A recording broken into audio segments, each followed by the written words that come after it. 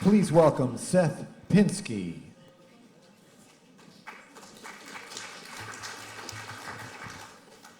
Good afternoon. I am here today to present a project on which my firm, RXR, is working with Young Woo Associates and the Hudson River Park Trust. We at RXR and our partners are extremely excited about this undertaking, which will bring new glory to a landmark structure that has been left underused for many years. For us, it's one of many examples in RXR's portfolio where we're working to repurpose great New York area icons for the 21st century. These include the Starrett-Lehigh building, the former Siegel Cooper department store on 6th Avenue, 75 Rockefeller Plaza, and many, many others. So why is this project so special? As an ancient history major in college, I learned that to understand the future of anywhere, you first have to understand its past. Given this, let me answer that question by taking a quick tour through the history of Pier 57. Of course, at Pier 57, the past doesn't quite stretch back to the Greco-Roman times, but instead begins with a massive fire in the pier's predecessor, the wooden Grace Lines Pier, which burned down in the middle of the 20th century. In response to this conflagration, the city decided that it wanted to avoid a similar fate for whatever would replace the old pier, and so sought a new model for the pier and its construction.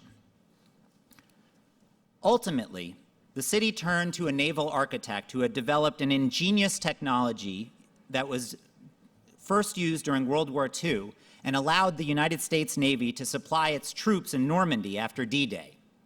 The technology involved constructing giant floating concrete chambers in the United Kingdom, floating them across the English Channel, and then sinking them in place along the French coast to create new sheltered harbors.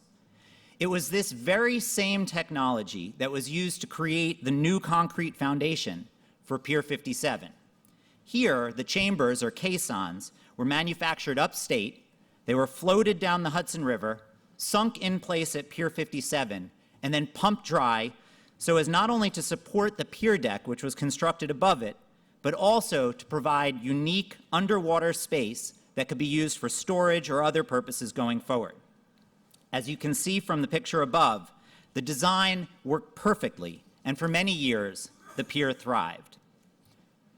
But then, as happened across the Hudson waterfront, the pier went from being a center of commerce and transportation to a garage in which buses were stored, and eventually to an empty white elephant, a condition that has persisted even as the West Side has been once again brought back to life with the construction of the beautiful Hudson River Park. And yet, notwithstanding this rebirth around it, the pier today remains literally a shell of its former self, succumbing slowly to the elements. However, that is about to change. Several years ago, the Hudson River Park Trust launched a competitive process to redevelop the pier. Coming out of that process, the trust selected as its developer Young Woo Associates. A little under 2 years ago, Young Woo Associates in turn brought RXR on as co-developers, and together we've honed Young Woo's original concept for the pier, arriving at a vision that not only is, in my opinion, unique in New York City, but even more excitingly, is tantalizingly close to being realized. When completed, the project will represent a 450,000 square foot mixed-use development that will pump $350 million in private capital into the restoration of this historic public asset, will generate millions of dollars in much-needed revenue for the Hudson River Park Trust, and will create a mixed-use destination which will result in many hundred new jobs, promote the creative economy, create a new destination for New Yorkers and visitors alike, and most importantly, provide new public open space on the park's rooftop. Let me quickly take each of these elements of the project in turn.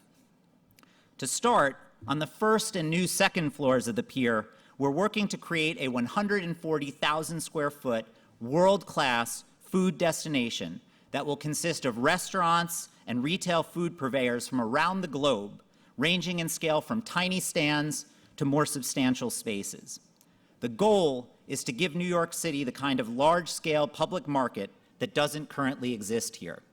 We're not finished with our negotiations, but the party with whom we're currently discussing this concept is already hard at work turning this vision into a reality. Meanwhile, on the upper floors of the pier, we're very close to signing a 250,000 square foot anchor lease with a major technology company that would bring over 1,000 employees to the pier.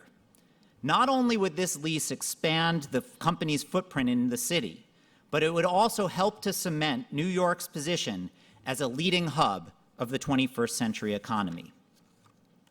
And finally, and perhaps most excitingly, high above the Hudson River on the pier's roof, we plan to build a brand new, nearly 2-acre open space that will be a worthy addition to the surrounding Hudson River Park. The park will provide areas in which the public can promenade, relax, and enjoy a beautiful day while marveling at the pier's unparalleled views in all directions. At 4 stories above the water, think of it as the very High Line.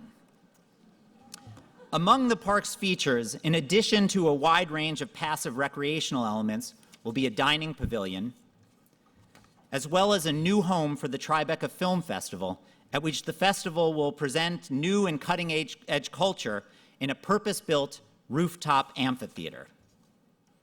And the best news of all, we're in the process now of finalizing our work with the Hudson River Park Trust. We've largely secured our financing, and we anticipate beginning work on this project during the first half of next year, with completion expected in early 2018. So we at RXR and our partners, along with the Hudson River Park Trust, look forward to welcoming all of you, as well as all New Yorkers, as well as visitors from around the world to the pier then. Thank you.